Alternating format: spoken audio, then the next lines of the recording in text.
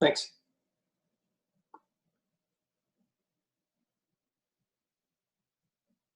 Good morning or good afternoon to colleagues from across the country, and thank you for joining us today.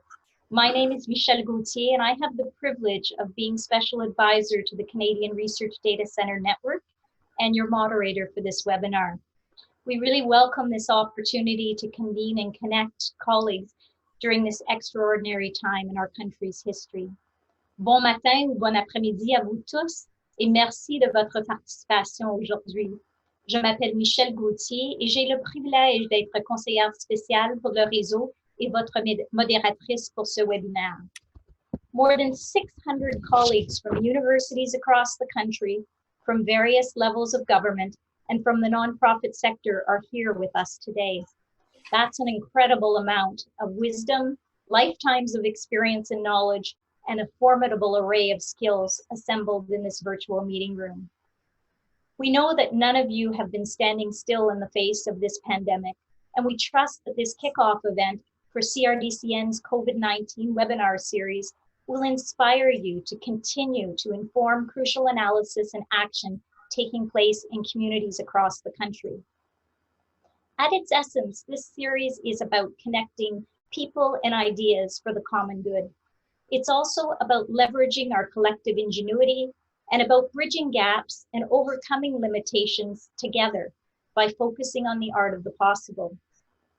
Vous êtes plus de 600 participants à avoir répondu à notre appel afin de mettre en œuvre une initiative importante pour mettre en contact les chercheurs avec les spécialistes des données et les spécialistes des politiques publiques pour qu'ensemble, nous puissions répondre aux enjeux essentiels. Nous espérons que cet événement de lancement de notre série vous incitera à continuer à porter main forte aux efforts d'analyse et d'engagement reliés à la COVID-19. Bien que ce webinaire va se dérouler en anglais, un résumé bilingue sera disponible dans les semaines à venir. Vous êtes aussi invités à poser vos questions dans la boîte des questions dans la langue officielle de votre choix. We're delighted to welcome as our speakers today Anil Aurora, Andrew Bering, Rodney Galley, and Céline Le Bourdet, who each have valuable insights to share from their respective vantage points. CRDCN is celebrating its 20th anniversary this year and would like to thank the CFI, CIHR, SSHRC, Statistics Canada, university partners from across the country, as well as provincial government and private sector partners for their ongoing support.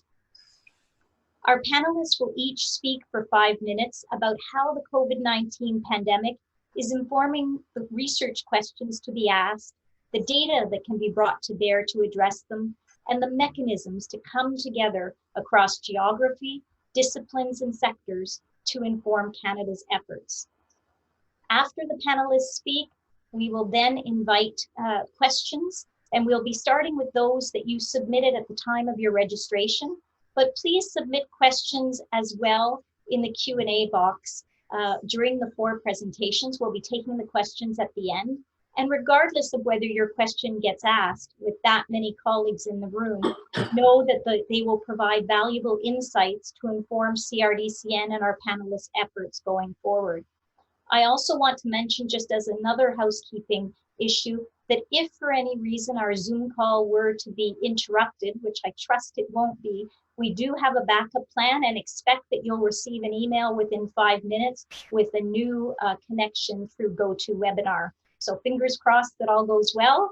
Without further ado, let me invite Andy Bering, who is the chair of the CRDCN board and former CEO of Canary, to explain how this series aligns with CRDCN's mission to enable quantitative researchers to address vital questions, train the next generation of HQP, and contribute to evidence-based policy and decision-making. Andy, over to you. Thank you, Michelle, and good afternoon, everyone. As Michelle has said, these are extraordinary times. Indeed, they're unprecedented times. COVID-19 has generated health, economic, and social challenges for Canada and the world that, frankly, none of us ever expected to see in our lifetimes. This series of webinars is intended to be one way that CRDCN can assist members of our broader research community to discover ways to work together to help address some of these challenges. So on behalf of the board of CRDCN, I'd like to thank all of the participants in these webinars for giving their time to this important endeavor, including the researchers and subject matter experts from universities, Statistics Canada, and end user departments. I'd also like to thank Anil and Rodney for their participation today to help us kick off this series. I've been thinking about them a lot over the last several weeks, as they are, in the research and policy space, something akin to frontline workers. I applaud their contributions to the broader COVID-19 policy team at the national level, and I thank them for taking part today. We've often characterized CRDCN as an enabler, a facilitating organization. It plays a role not unlike the role that I'm familiar with, that Canary played in the early days of networking, with a focus on the development and use of the new technologies in research, industry, and education. In CRDCN's case, we address this enabling role through creating, developing funding for, and managing the 3 networks that together comprise the organization. At one level, CRDCN is a network in the sense of being a broad web of collaborating institutions building on Statistics Canada, our host institution, McMaster University, and the 31 partner institutions across the country, often represented by the academic directors, with whom most people in this audience will be familiar, but also including end user departments at the federal and provincial levels. The role of our small central staff, which Michelle often characterizes as our small but mighty central staff, under the leadership of Martin Taylor, is in part to facilitate and help to manage this complex set of relationships. But that same small central staff also works with Statistics Canada and our other organizational partners to manage a physical network of research data centers, the micro and administrative data they provide access to, and the backbone network that links them together. And in the near future, we'll link them to advanced computing resources. That physical network will also be evolving as a result of Statistics Canada's modernization initiative, including the objective of providing remote access to more of the data resources than has been possible to date. CRDCN will continue to work hand in glove with Statistics Canada as the plans for the evolution of this physical network take shape. Finally, and in a way most fundamentally, CRDCN is a network of communities, in particular research communities across a range of disciplines at the country's universities. 20 years ago, the network started as a grassroots endeavor of researchers who shared a need for electronic access to Statistics Canada's microdata and a vision as to how that could be accomplished. So they worked with Statistics Canada, their home institutions, the granting councils, SSHRC and CIHR, to find a way to breathe life into their vision. CRDCN's current collaborative research program is an outgrowth of this community focus, as is the series of COVID-19 webinars we're inaugurating today. In short, I see CRDCN as an enabling bridge, linking Canada's deep reservoir of research capacity, the micro and administrative data provided by Statistics Canada, and the decision and policymakers in government. This COVID-19 webinar series is an exciting expression of this fundamental role, and I thank you all for taking part. Thank you very much, Andy, for those context-setting remarks. It's now my pleasure to invite Anil Aurora, Chief Statistician of Canada, to discuss Statistics Canada's leadership role. Well, thank you very much, Michelle and Andy and Martin. First of all, hats off to you for putting on this session today. And I'm so thankful for so many of you who've taken time out of your busy and disrupted lives to participate in the session today. In the 5 minutes or so, I just want to kind of make a few points. First of all, Andy just talked about the initiative that started some 20 years ago. I was privileged to be part of that initial scene setting and some of the initial work, because I believe, like so many of you, in the importance of good data, good evidence, microdata for good research used for good purposes, And I understand the critical role that an agency like Statistics Canada must play and has played in that larger ecosystem. So we understand that privileged role and that leadership role that we must play. And like all of you, like all of us as citizens, and as Andy said, one day woke up to this crisis.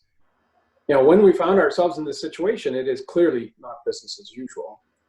And so I'm just so incredibly impressed with how society, how people within the research community, and how Statistics Canada employees, under these very difficult times, have really come together to bring the best of their creativity and their innovativeness to some of the trends and the issues and the challenges that we face today.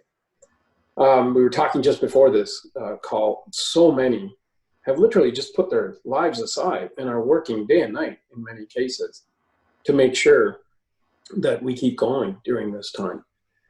And so I think we take our role very, very seriously. And thank goodness that we had been working on modernizing ourselves. We had a good frame. We'd been investing in infrastructure. We'd been investing in a culture. We'd been investing in technologies. And the reason why today, literally thousands of our employees working virtually coast to coast to coast can continue to provide good, timely, quality data that decision makers, and I can tell you firsthand, are using to craft policies and craft our recovery plans.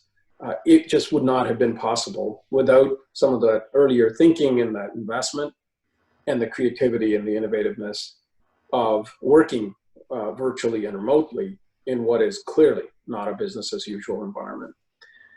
The second thing I just wanted to share with you is that, of course, we are learning lessons. We're learning lessons as society. We're learning lessons as institutions, as leaders, as individuals, as parents, as researchers. And I think it's really, really important that we do the best with what we have at this stage. All of us are doing the best we have at this stage. Where facilities closed, physical distancing, and so none of us have created that. And I think it's going to take us to make the best lemonade, as they say, during this period. So there are lessons learned. We should be tracking them. We should be learning from them. And we are. And the third thing I just wanted to put on the table was really in the long run, there are many, many areas that we are finding where the system was just either not attuned to or wasn't strong enough to help us during a crisis like this. And so, weaknesses in a system during a crisis don't become strengths. I mean, it just doesn't happen. They continue. Those cracks are evident. And I think it's really important that we take a longer term view and make the kind of necessary investments and the kind of thinking and the energy and working collaboratively to actually fill some of those gaps that we see so that we can learn from this crisis and we don't look back and say we had a chance or we had an opportunity. So I think it, again, will take all of our energy, our commitment to build that resilient and responsive system that benefits us all as a society. So thank you for that, and I look forward to the ensuing conversation. Thank you, Anil. Many lessons learned, as you say, across all the realms, and some of the questions we'll pick up on some of the aspects of your talk in terms of interest in both how we can learn from this opportunity and move forward collectively. I'll now turn to Rodney, who I would like to introduce. So Rodney Galley, Assistant Secretary to the Cabinet Privy Council Office, Government of Canada. And Rodney is going to share his sense of how policy-making processes are evolving to respond in real time to the pandemic and how CRDCN researchers can perhaps best contribute to the effort. So Rodney, without further ado, over to you. Great, thank you, Michelle, and Andy and others. I want to echo Anil's gratitude that he was expressing to all of you and certainly everyone who's listening to this webinar today. The government's been talking at length about this Team Canada approach, working together across levels of government, across sectors, and I think today's webinar is actually a really good example of how we are all coming together to address this monumental challenge. And so just, from a policy and a program perspective, what I would say, and I'm going to echo some of the words that Andy was using at the beginning in terms of this being an unprecedented, an extraordinary time for governments domestically and really around the world. I've been in government now for about 23 years in various sort of policy and programmatic functions, and I have never seen an environment like this before in my time. The scale at which programs and policies are being contemplated and implemented are rolling out in a matter of days. And we are seeing tens of millions of dollars move out sort of in emergency measures to help support sort of the economy, help support sort of workers. These are policies that, in sort of, pre-COVID times, we would see the policy work take place over months and months and months, and consultations deep across sort of governments and across stakeholders. And the reality is we don't have that luxury kind of at this point, given sort of how fast things are sort of moving out. And so what's been really sort of interesting from that policy perspective is we are witnessing sort of policymaking in real time. We are seeing policymaking sort of unfold and implement in ways that are clearly sort of imperfect. And I think, as Anil was saying, this is, an experiment in and of itself as we work together to develop the parameters of this, but then also sort of understand in real time sort of what's working and what isn't. And we are seeing, government officials and others then sort of adjust in sort of real time, and working with Canadians sort of in that sort of form or fashion. We're also sort of, I guess I would say we're seeing in real time the trade-offs that we haven't seen sort of take place in such a stark contrast in terms of, public health against the economy, sort of against sort of environmental issues. And we are taking Canadians along sort of that journey, which has been a really sort of interesting and I think an important collaborative sort of effort.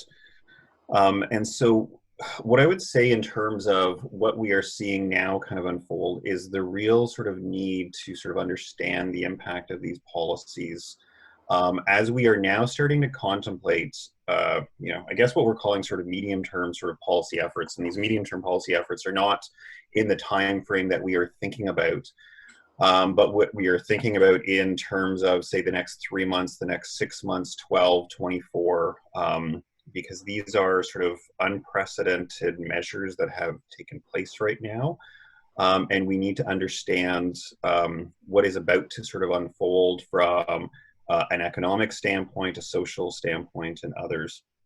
And so some of the efforts that we are certainly trying to undertake now from a data perspective is we have some, larger scale longitudinal studies that are tracking people's behaviors, their nuances, their perceptions of government measures, how sort of the social cohesion, the social fabric have changed fundamentally over the last several months. Obviously, the impacts of current economic measures sort of unfold.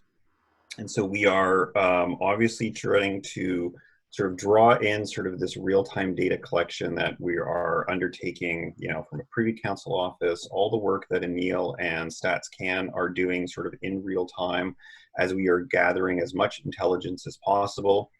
And I think once again, I want to draw sort of the link that Andy did sort of in the beginning around Crdcn researchers and the importance of having as many eyes as possible on this data and looking at sort of, trends that we haven't seen before, looking at sort of unconventional measures that we haven't seen before and what the data can tell us. What is really clear from my perspective is, given these unprecedented times, we cannot be looking at sort of stock policy answers to the questions that we have sort of in front of us. We need sort of the, tapping into the ingenuity of everyone that is, watching sort of this webinar to look at the data as it's unfolding to help inform sort of what those next measures are.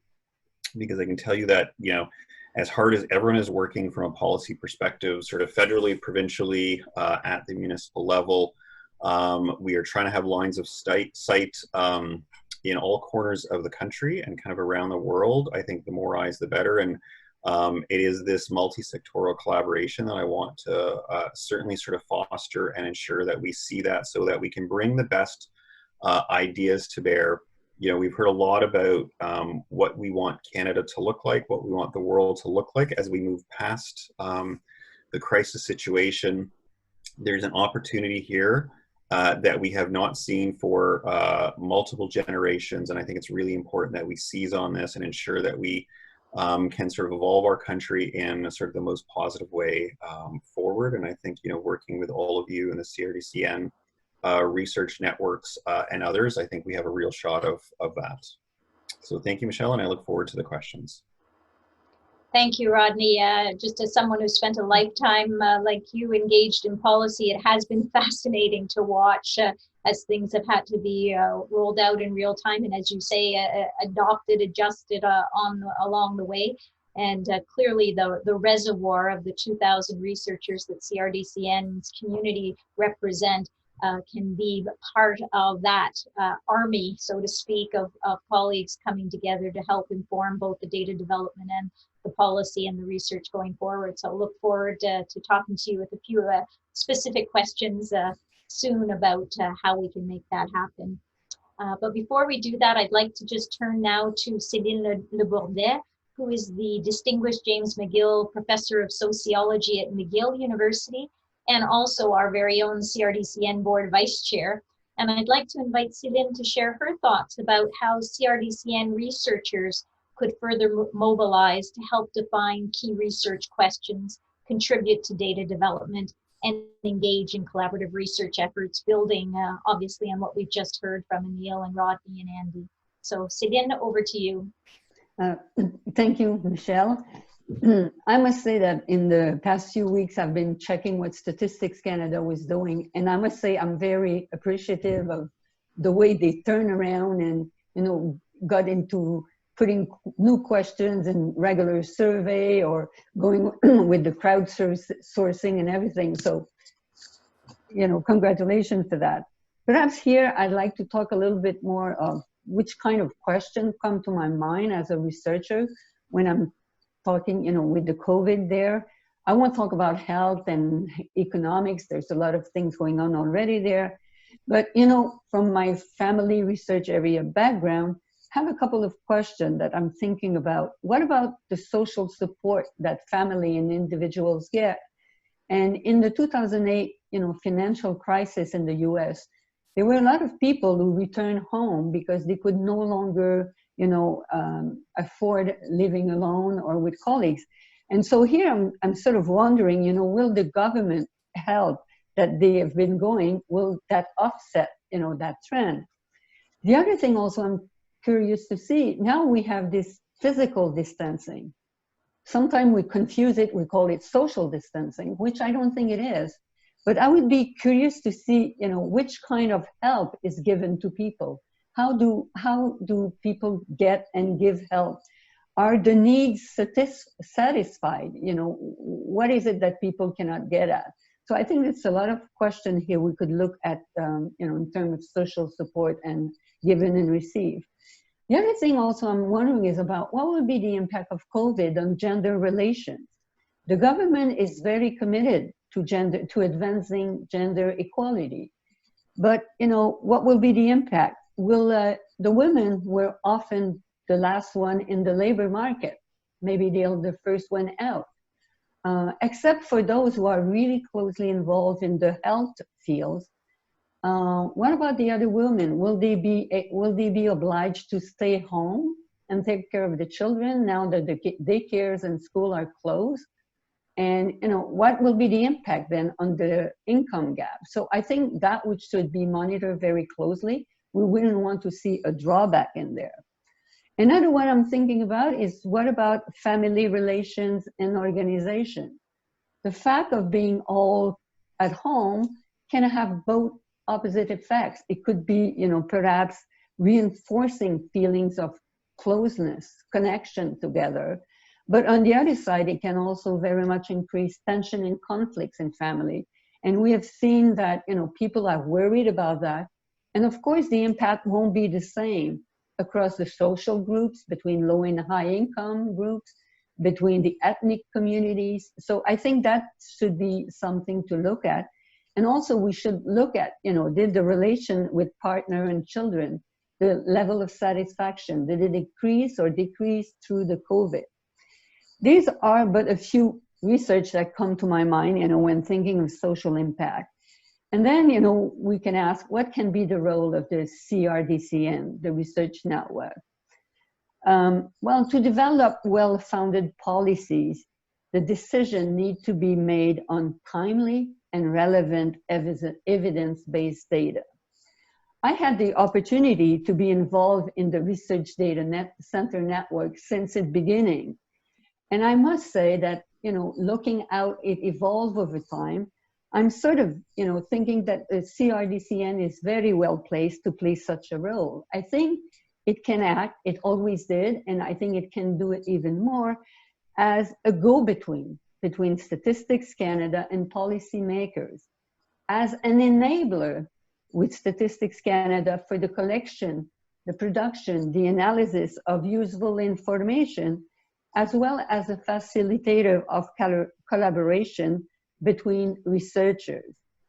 I think Crdcn researchers, they have an expertise in a large spectrum of areas, and they can help Statistics Canada frame questions, develop relevant questionnaire to address the pressing issues that are identified by policymakers. Our researchers, they possess the data to analyze the data. And so I think the network can really play a facilitating role in fostering also collaboration between researchers. Because sometimes, here we have 4 areas, health, labor, but a lot of, the issues we're facing cuts across, because, for example, the position that people have on the labor market, well, implies that they are a very different rate of exposure, for example, to get the disease. Or also, we have a lot of interconnection between family and work. For example, when I was thinking of gender equality. So I think those are sort of the, the questions that come to my mind. But I think that, the Crdcn is very well placed to act as a facilitator, enabler, go-between between Statistics Canada and other data providers, as well as policy. Thank you.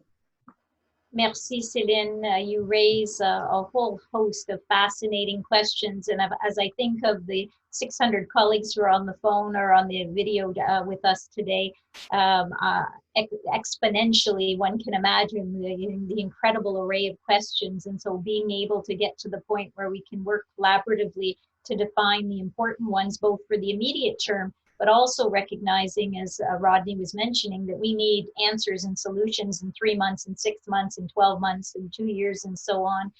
And that there are a whole host of both intended consequences to assess, but also unintended consequences to the policy decisions. And having a better understanding of those sooner rather than later will help the country to adapt those policies and programs at every level of government, and also in the nonprofit sector and in the private sector, to ensure that our country can emerge stronger than ever from this crisis. We had received a whole host of questions even before the webinar began. So let me quickly now, knowing that we've got about 25 minutes for questions, turn to them and invite some of your thoughts on this.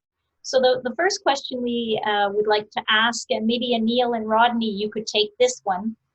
The question is, can we develop an integrated short-term strategy across federal departments, such as Statistics Canada, ESBC, the Canada Revenue Agency, etc., to access the data for evaluation and research? So looking at an opportunity to be able to collaborate among departments in a way that will allow then presumably researchers to inform that process.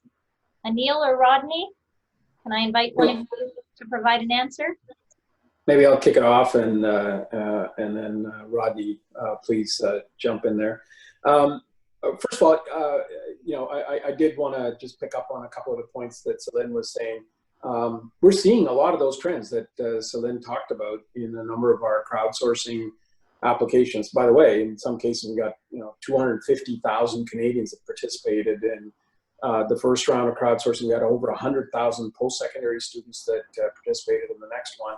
So actually, we already have some really good initial information. We know that those are not statistically representative of the whole population, but they're, the sample size is pretty significant. We also have web panels that we're doing. And so I think we're going to get into some of those longer term kind of understanding. Many of those we're going to turn into public use microdata files so that they're going to be available for research. To the specific question about the short-term strategy, first of all of our departments were putting together their data strategies. So it's a document that I had the privilege of co-chairing with the Treasury Board Secretariat as well as PCO colleagues. And essentially it says, it picks up, I think if there's one word that we're probably going to see throughout the whole, this seminar today that's really, really well used, and that's collaboration. It's a team sport. It's going to be collaborative. So, when we talk about, bringing in data sources from different areas, whether it's the shorter term or the longer term strategy, it's going to be through collaboration. What does that mean? We also have to bring our respective strengths to the table in a collaboration. And so that's where Statistics Canada, which is what we've done all the time, which is, we bring the expertise, we bring the infrastructure, we bring the data together. So this is actually already happening. And we are already starting to put together the kinds of tools and the microdata files so that we have it, so that we can get into it and learn from this period. And as Rodney was saying, we're not talking years, we're talking about, things that we can put into place within weeks. And then we'll look at, the longer term impacts of that and how do we sustain some of these measures. Yeah, and maybe the only thing I'll sort of add to that is just, so building on, so as Anil said, there are already infrastructures that are in place from a, an internal government and data sharing standpoint, sort of built on sort of the data strategies that were in place last fall. Chief data officers that exist in each department and agency, and those networks are feeding into various tables across government already. So whether they are, assistant deputy ministers responsible for strategic policy, deputy minister committees that already exist that are and have already quickly pivoted towards, sort of COVID crisis management and post-COVID recovery measures. So the infrastructure is in place, and it continues to sort of evolve and kind of adapt sort of based on how things are unfolding kind of in real time. And we have a deputy minister committee specifically on sort of COVID, and that's above and beyond sort of what's happening with our elected officials, with the ad hoc committee on the COVID-19 response and sort of cabinet committee. So as Anil was saying, so the infrastructures are in place. Obviously sort of built into sort of what StatsCan has with Crdcn and sort of that bridge there. So it is kind of feeding in. Of course, there's always sort of opportunity to improve sort of the data flow, the information sharing, and we will continue to work on that sort of in real time. Thanks, Rodney. And I'm going to resist the temptation to follow some of the threads of both of your remarks so that I can get to more of our colleagues' questions. But Celine and Andy, perhaps I can invite you to take on this next one, which links well now that we have clarity that there are a host of mechanisms in place in terms of the short-term strategy within government.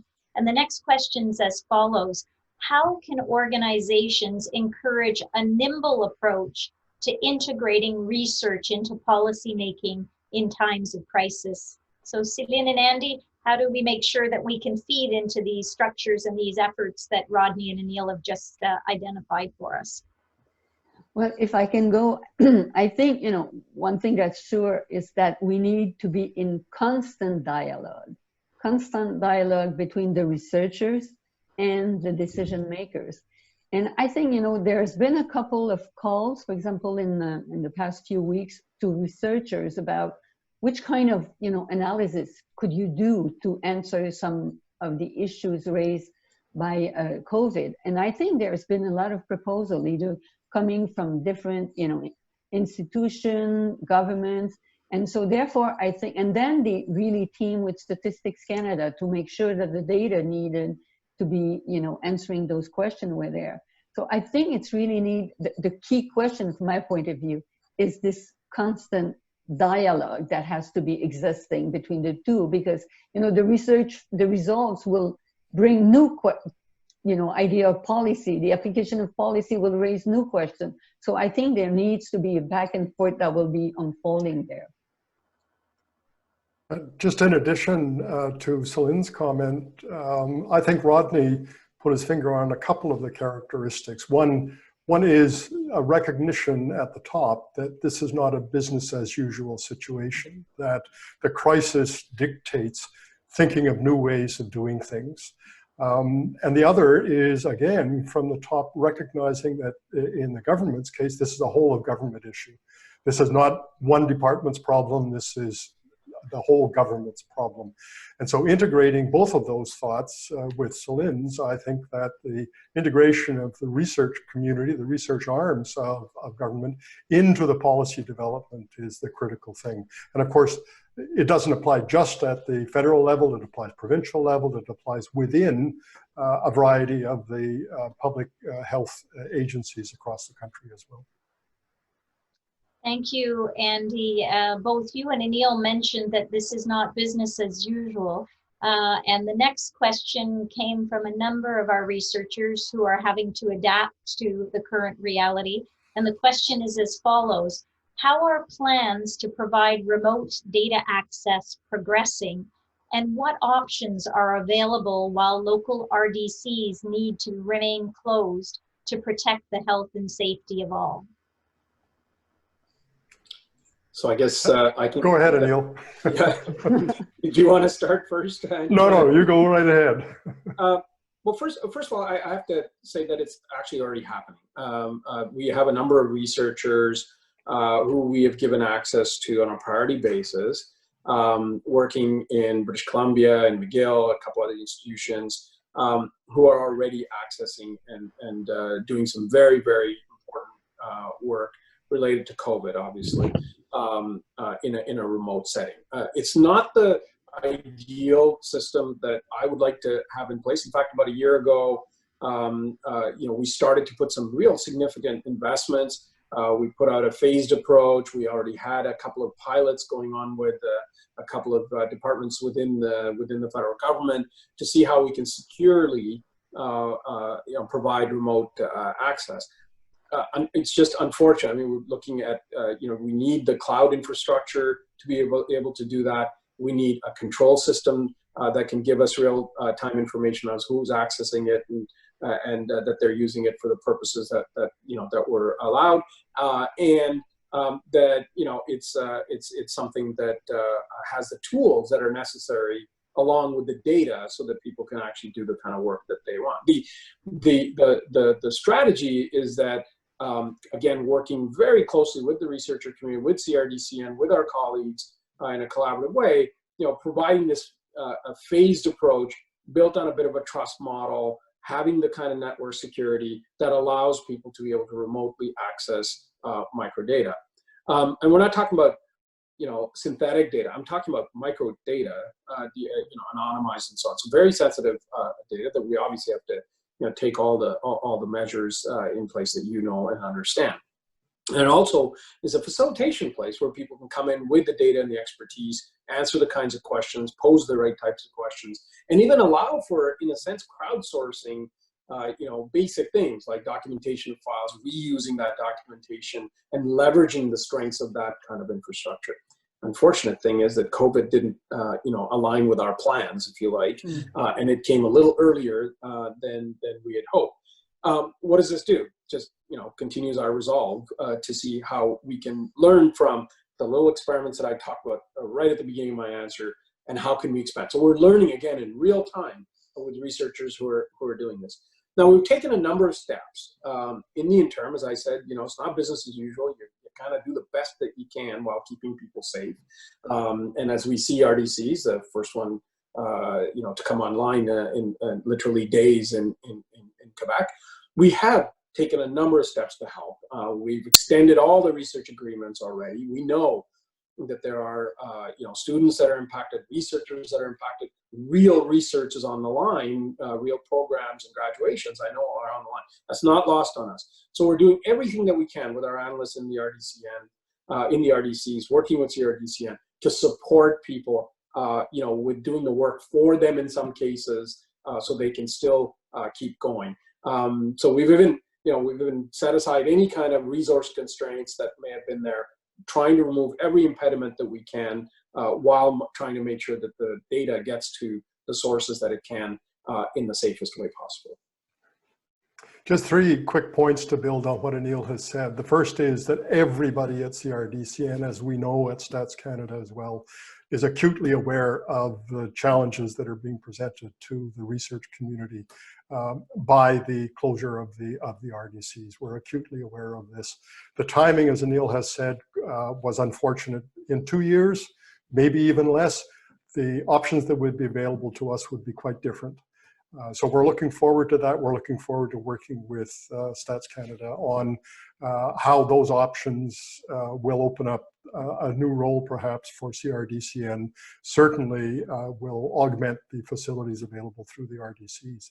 The other point is that the day is going to come, differentially perhaps across the country, but the day will come when we will start to open the RDCs following Statistics Canada's protocol as to the steps that have to be taken for this to be done appropriately and safely.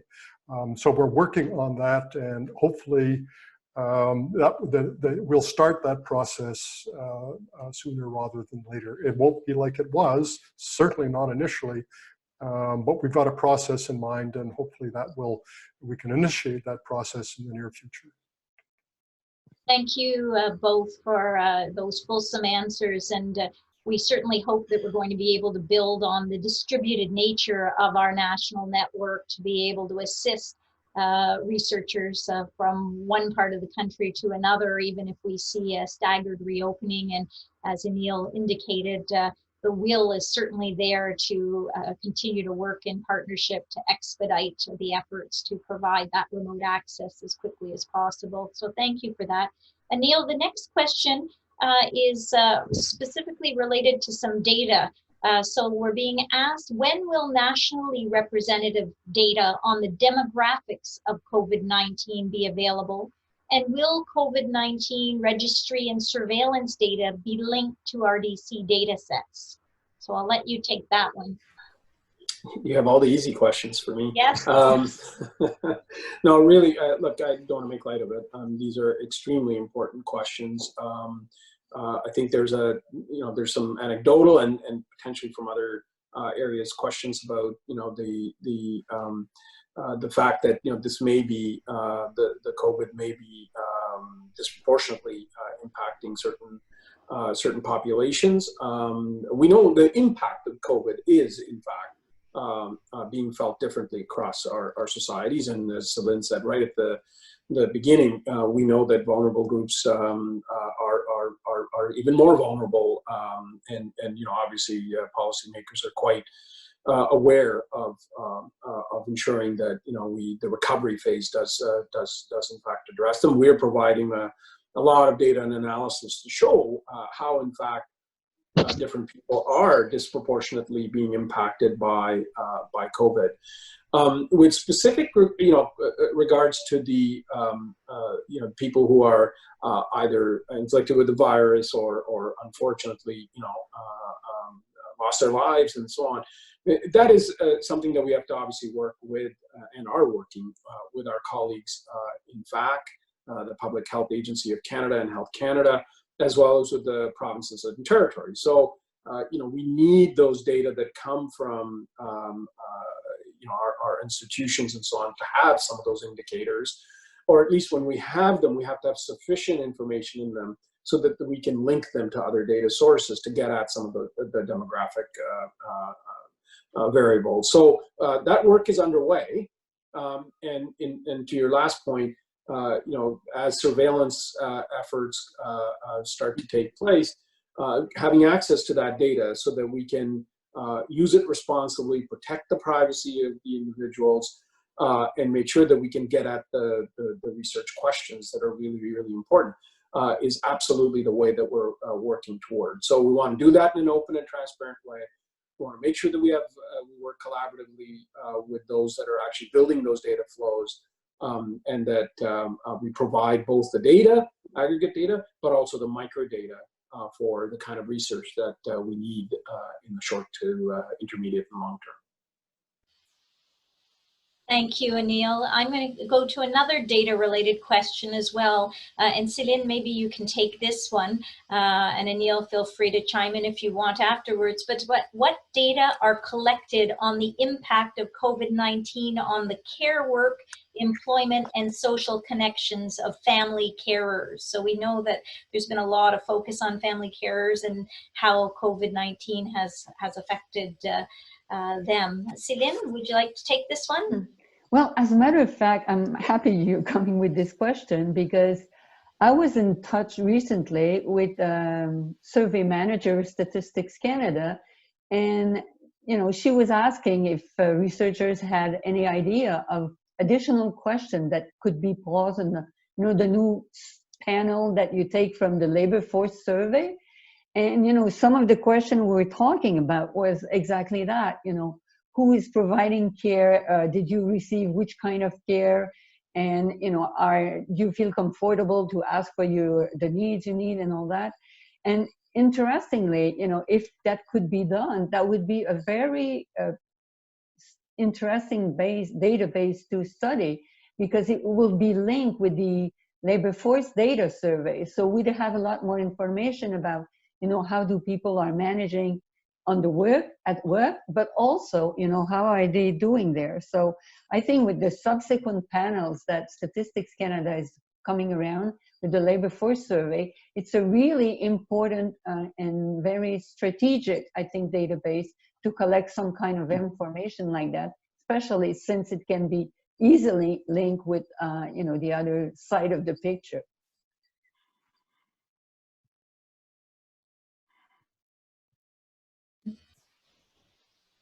I'm going to jump because I see our time is quickly advancing here. So I'm going to ask one more question.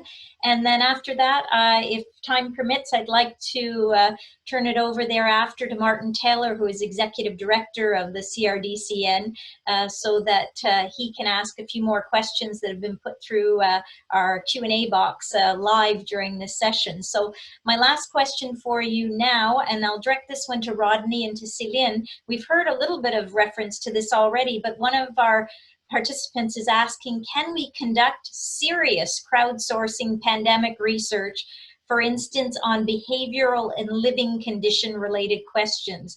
And I think Rodney and Neil, I heard both of you talk to some extent already about the crowdsourcing, but hearing about it perhaps, Céline, from your perspective as well as Rodney's before we turn it over to Martin for a few more questions.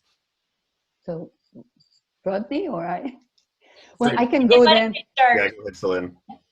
Okay, because one thing I was going to say is, I think you can do serious work there if you get more representative people. And I think here what's probably important is to have informed the population at large. Because, have a campaign, come on in. We want to hear from you, because I've seen those coming from different ways, and I'm not sure it's very well known across the population. And I must say, I went and filled one because I wanted to contribute, and I thought, that's all they're asking? I want to do more. So I think maybe there could be options to opt in if you want to answer longer, but I think there's a lot of possibility there. Rodney. Great, thanks, Céline. And I guess what I would say is, so number one, I mean, this issue of crowdsourcing data and kind of research is already underway. As Céline was saying, Anil at StatsCan has already been running a number of these surveys, actually for years now, not just sort of, COVID specific. And the issue of trying to ensure that there's a strong methodology that is underpinning it has been the key. And I know sort of collectively the community has been working really hard to ensure that crowdsourced data collection is methodologically sound. And so it's already happening. I think it's one of the most important sort of like key frontiers in data collection that we've seen sort of emerge over the last couple of years. And from a behavior standpoint, one of the other pieces that is underway that I mentioned kind of earlier around the longitudinal study that we are doing is, ensuring that we're seeing bridges of behavioral science with the data collection and sort of this crowdsourcing work sort of take place underway. The survey that we are undertaking, which is running on 2-week cycles, was an adapted survey from the WHO that they had set that up at the beginning of the pandemic, recognizing that there was importance trends that would be evolving and changing over the ensuing sort of pandemic. And so if people are interested, they can go to impact.canada.ca. They can see the data as it's coming in. They can get the full sort of data sets if you input your email address into that. And the whole key to this is you get sort of the data from sort of those studies, the studies that Stats.can is sort of releasing on a very regular basis. And this is the whole point of sort of trying to triangulate all of these different sources so that we actually have a much more rich picture. And I think that also supplements, some of the concerns that Celine had in terms of trying to ensure that we have this as a representative sample to the greatest extent possible, because there is no one sort of data collection source that will be perfect. But if we triangulate enough of these sort of traditional and non-traditional data sources together, then we will actually have a much more rich set that will help inform the policy development process. Thank you, Rodney. And I'm sure that in the subsequent webinars on issue-specific matters, there'll be an opportunity to kind of dive even deeper into this in terms of the opportunities, whether it's around income and employment or immigration and settlement or population health or health services, and any one of the areas of strengths. So we'll look forward to taking that to the next level and to continuing the social experiment in that regard. I'm conscious that we have probably about 5 minutes left to take a few more questions. We could probably keep you here all afternoon, but that wouldn't be good Zoom etiquette, I guess. So I was just like to invite Martin, if he's able to join us. Martin Taylor, the Executive Director of Crdcn, has been monitoring some of the questions in the chat box. And if he's able to come online, we will invite him to ask a question or two. And if not, I have more questions from even the pre-registration, so we can keep on going. So Martin, over to you. Michelle, I am here. I hope you can hear me, and I hope everyone else can. As you can expect, a lot of questions have come in, and we're very thankful for those, both for here and now and going forward.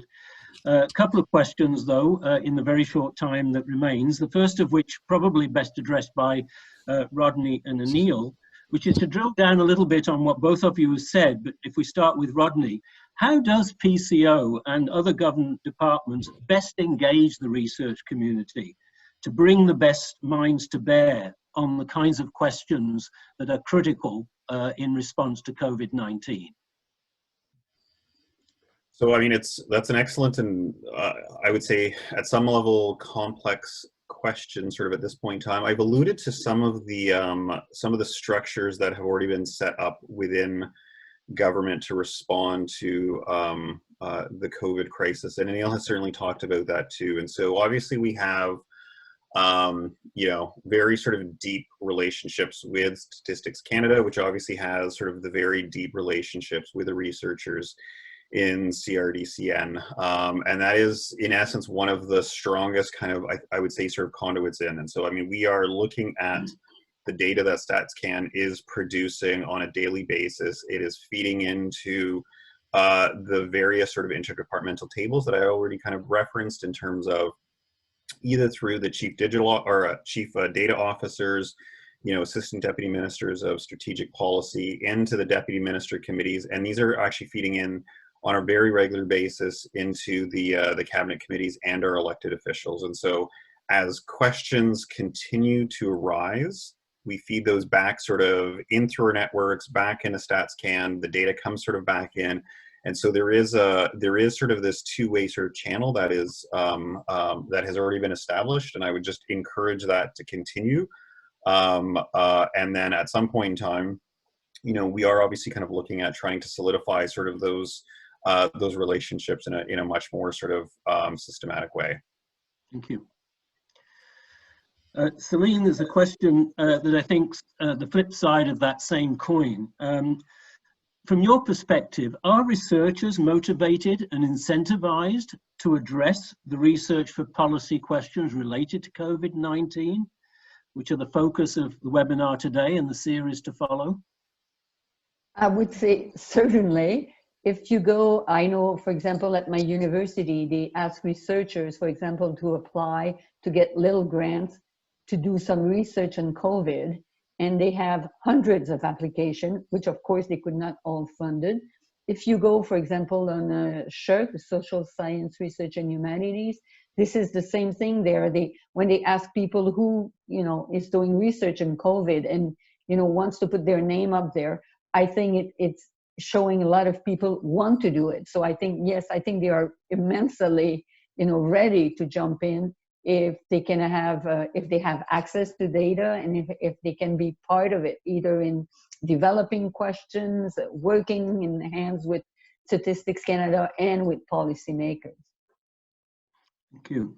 And one last one, Michelle, if there's still time, and this one would go to Anil. I mean, there are a lot of questions you can expect around access to data, both in terms of its timeliness and the granularity of those data, but specifically a question having to do with children and youth, and the fact that there exist very important data sets already in BC and elsewhere on the health and well-being of children and youth, and the extent to which in this particular context we can build on that capacity with provincial data sets to address questions that are consequence for that particular subgroup. Anil. Yeah, absolutely. First of all, I think, you know, we just did a whole crowdsourcing section on post-secondary students and so obviously youth, and that's giving us a lot of information. So if people haven't had a chance to look at some of the results that came out of that, I'd encourage them to look at it. The second thing is, I mean, you know, we're working with the provinces, with BC specifically. In fact, I co-chair a group with my colleague there on some of the educational data and some of the youth data. We're working with other provinces as well. We're looking at the implications of labor market and education. We're looking at a number of dimensions through a linkage environment that we've created that allows for far greater detail. And as you know, that linkage environment is now accessible through the Crdcn. So I think we're building the infrastructure, we're building the relationships, and we're actually bringing the data to be able to go deeper into, you know, obviously our next generation. Thanks, Anil. Back to you, Michelle. I think we're just on the verge of our time limit here. So my personal thanks to our panelists and to you. Thank you, Martin. And so on behalf of CRDCN, I would like to thank all four of our panelists for the thoughtful and action-oriented insights that they've shared with us today. And we'd like to thank all of you as well for having joined us as participants. We're inviting you to register for issue-specific webinars that will take place from 1 to 2 p.m. Eastern Daylight Time the week of May 25th. And they will focus on CRDCN's 4 strategic research areas: income and employment, immigration and settlement, education and social development, and population health and health services. And I should mention that, of course, we have cross-cutting considerations as well that will find their way into these discussions around gender issues, around Indigenous issues, around income levels, etc. These webinars will allow researchers, data experts, and policymakers to examine in more depth the research questions, data, and collaborations that can help us to better understand, assess, and adjust as warranted responses to COVID-19 and their impacts on communities and across the country. And in advance of these webinars, I'd encourage you to have a look at CRDCN's strategic plan. It looks something like this, and it's available on the website. It will give you a good sense of how CRDCN is looking to serve and engage you over the coming years. Au nom du réseau, je tiens à vous remercier d'avoir participé aujourd'hui et à remercier aussi nos 4 conférenciers ainsi que tous les participants. Et on vous encourage de participer aux webinaires qui vont suivre la semaine du 25 mai. Et prenez le temps, si vous ne l'avez pas déjà fait, pour lire notre plan stratégique qui est disponible en français sur notre site web. A video recording of this webinar will be available on the Crdcn website in the days to come. And we'd like to thank you once again. Merci beaucoup et bonne journée. Thanks so much for being with us today, and we look forward to your participation the week of the 25th. Have a great day.